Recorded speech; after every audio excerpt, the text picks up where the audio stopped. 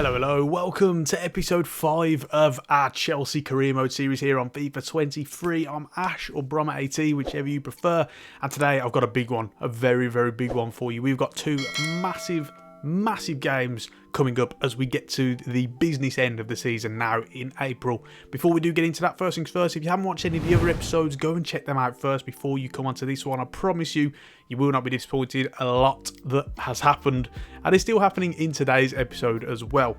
Before we get into this, I want to say quickly, I've just started a new podcast, a video gaming podcast, so go and check it out. The link is down below. We talk all things video game, me and my friend who is also named Ash. And it's just started this week as of recording this episode. So go and have a look. Maybe you'll be interested. We discuss our top 5 favourite video games of all time. So you can get it on all the different apps, Spotify, Apple, YouTube, whichever you prefer. Also, if you haven't done so already, check out my Patreon. The link is in the description. You can get access to a range of fantastic perks and rewards, such as my FIFA 23 custom tactics package, deep dives and ratings on every tactic that I cover on the channel, as well as exclusive tactics videos, behind the scenes videos, early access, Discord server access, and so many more perks. There's so much to get through, so just go and check it out if you haven't done so already.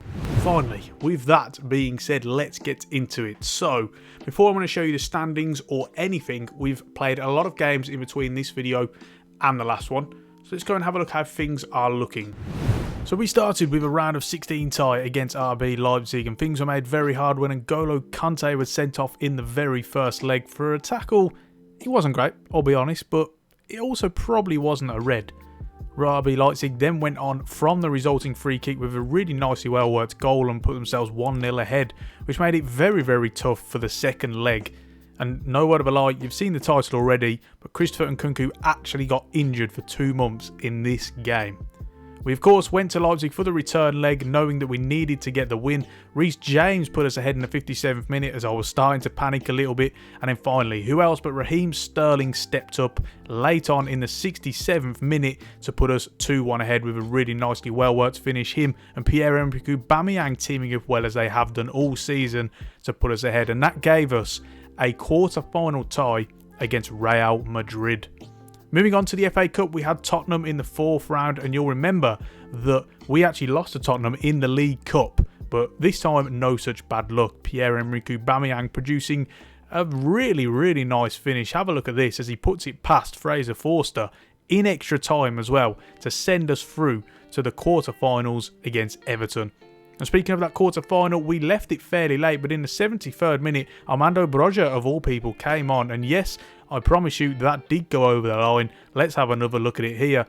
Comes on, and in place of Pierre-Emerick Aubameyang, steps up to the plate.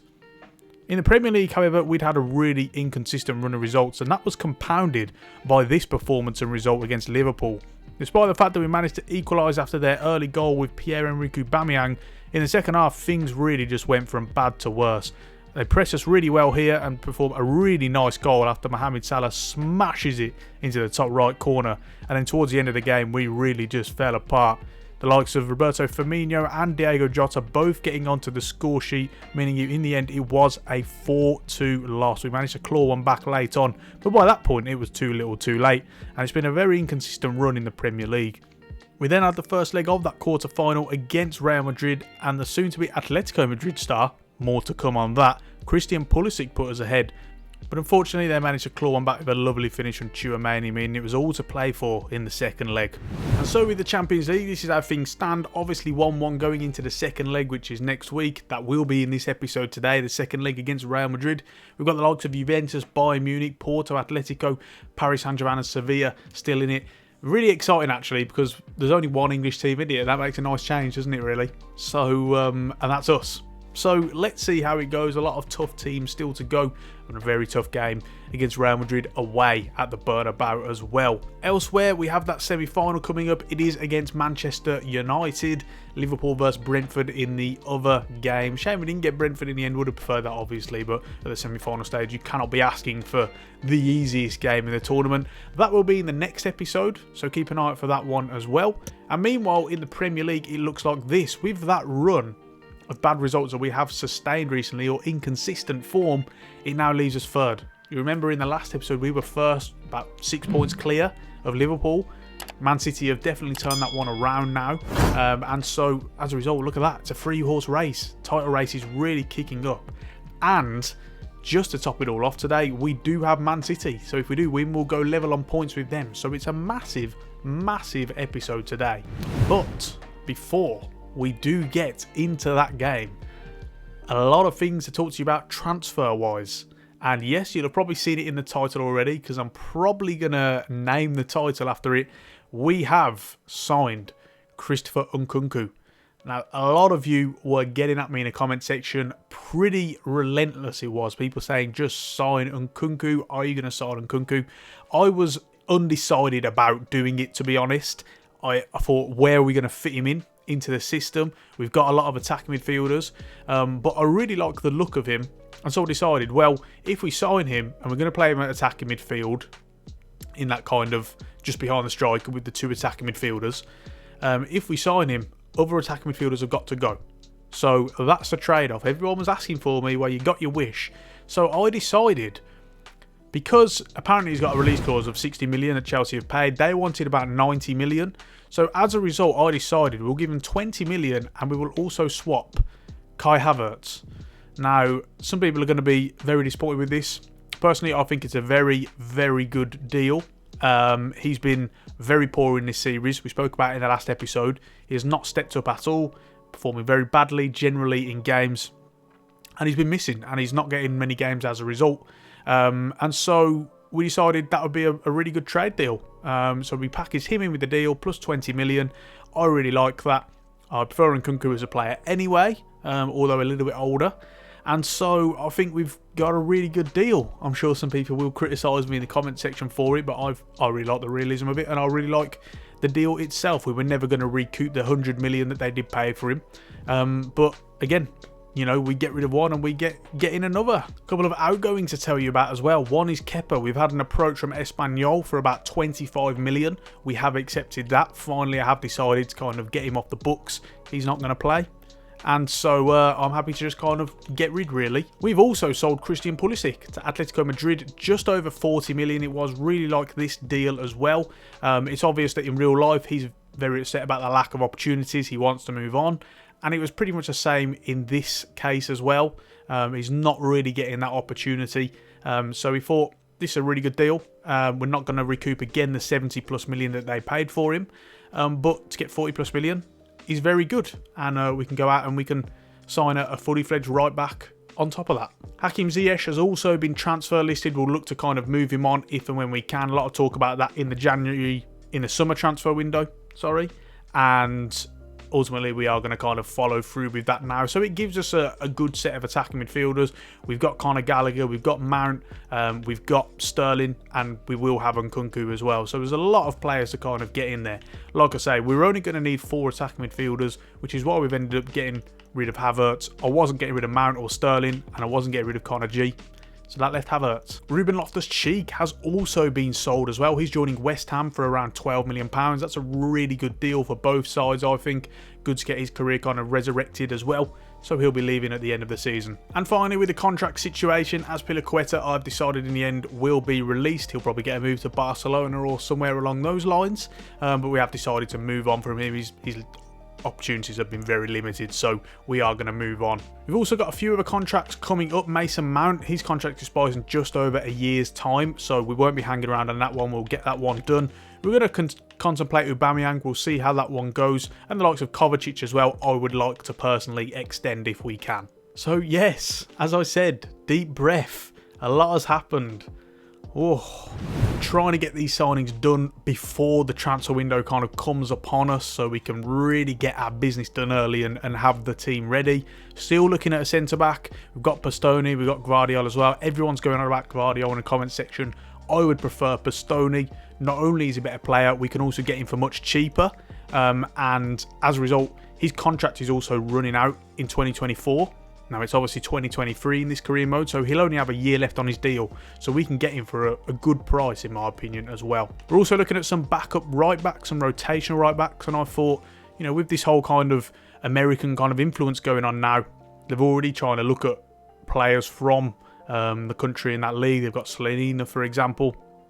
I thought, why don't we kind of press on with that. So, you know, we're taking a look at a couple of players, Reggie Cannon, Justin Che as well, who, you know, can come in and play behind Reece James and look to filter them in, rotate them in. So we'll keep an eye on that one. And so, finally, I can talk to you about this game today. First versus third. If we win, we can move up to equal points with Manchester City.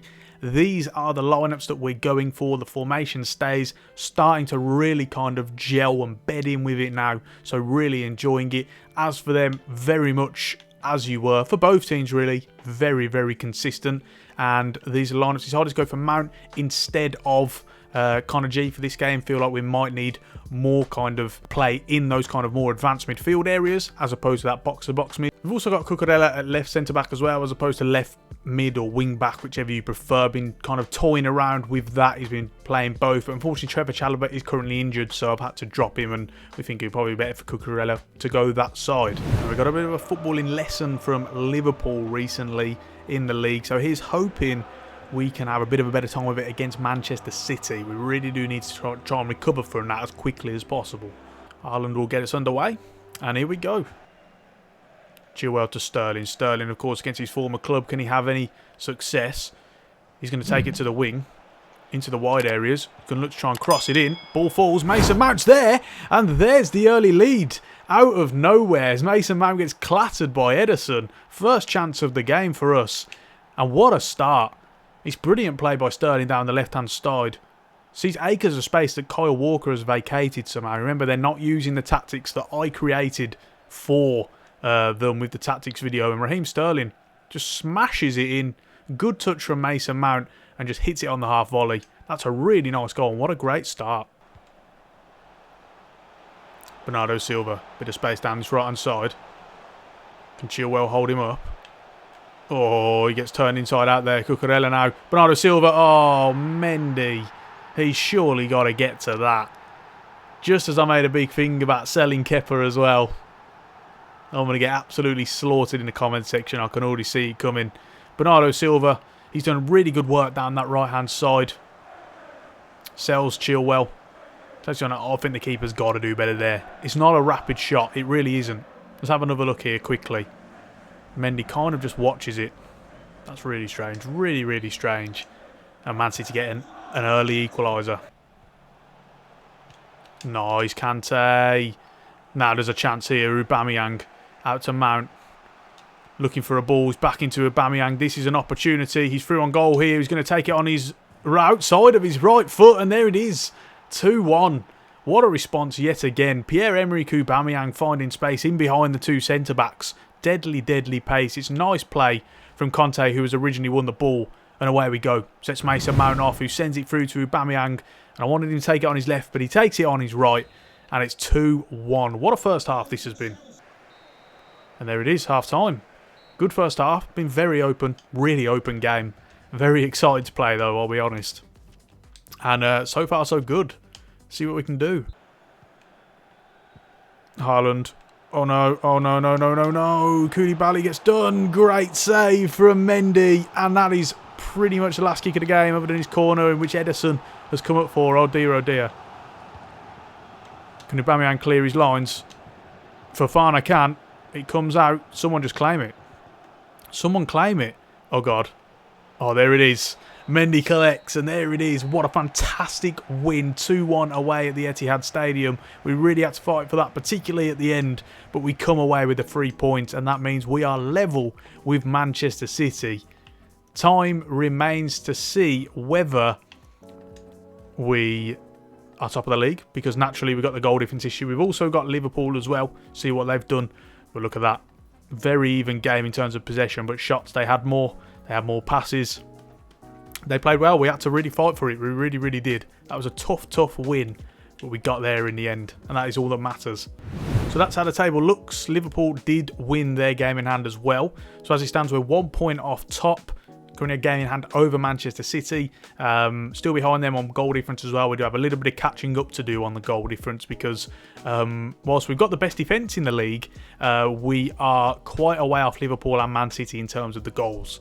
So as a result, Still behind them on goal difference, but all to play for. And in the Champions League, Atletico Madrid and Bayern Munich are the first two teams confirmed for the semi-finals. Now the question is, will Chelsea be confirmed as well? I've actually decided to stick with the same team that just beat Manchester City. Everyone's really fresh, which is very good. They've had a lot of stamina issues this season, but it's nice to see that they've recovered quite well. As regards to them, no Benzema, and they have signed Patrick Schick, who is playing at centre forward. So let's see how that one plays out. Hopefully we can lock down Tchouaméni, who absolutely teared me apart in the first leg. Valverde on the right wing as well. So this one's going to be interesting.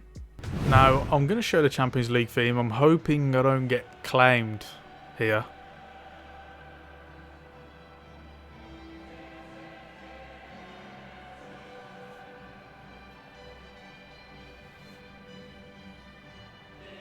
Very exciting. Very, very exciting.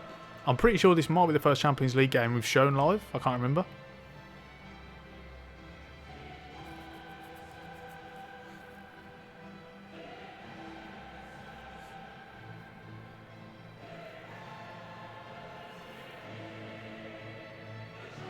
Right then. So, it's going to be a tough one. I'm not overly confident, I'll be honest with you. Not overly confident. He's found Patrick Schick. They look really dangerous early on. Vinicius Jr. Oh, he's blitzed past Fofana. Good save from Mendy early on. It's kept us in the game for the first 10 minutes or so. Desperately needed that. Dear, can we get there? No, we can't. Oh, set Vinicius Jr. away now. Fofana, well done. Through to James as well. He's got us on the attack. James needs a bit of help here. He's going to cut back. Sterling's there. Good save from Courtois. Finally, a good option. An effort on goal. Mount, can he get rid? Yes, he can. Conte. Jorginho.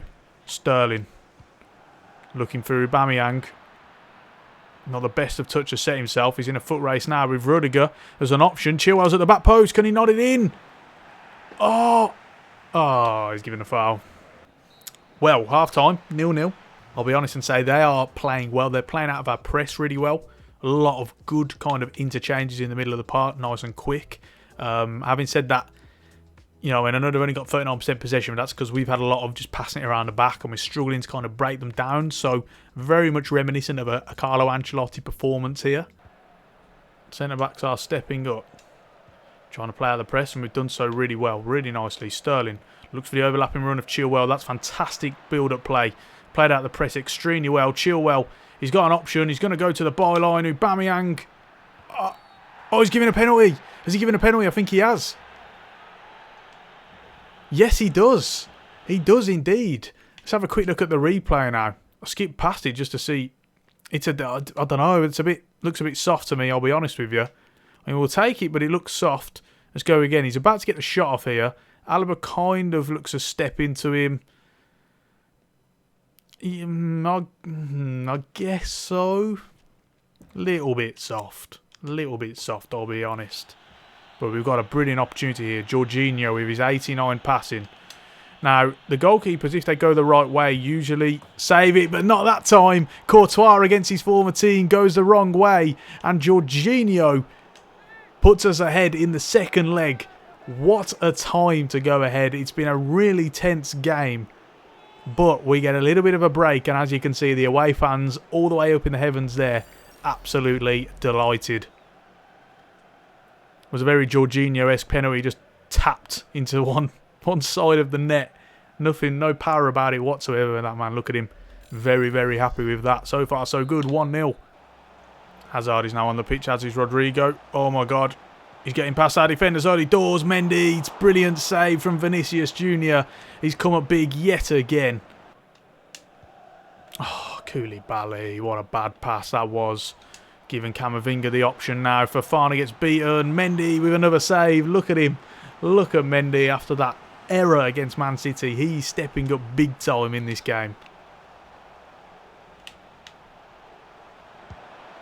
Oh my God. He's done it again. They are really piling the pressure on now. I need to make a couple of subs, but Mendy is coming up big. Tell you what, we're actually going to get Kovacic on for Jorginho. I'm going to drop Conte to defensive midfield, if I can. And we'll change his roles a little bit. Cut passing lanes, stay back while attacking.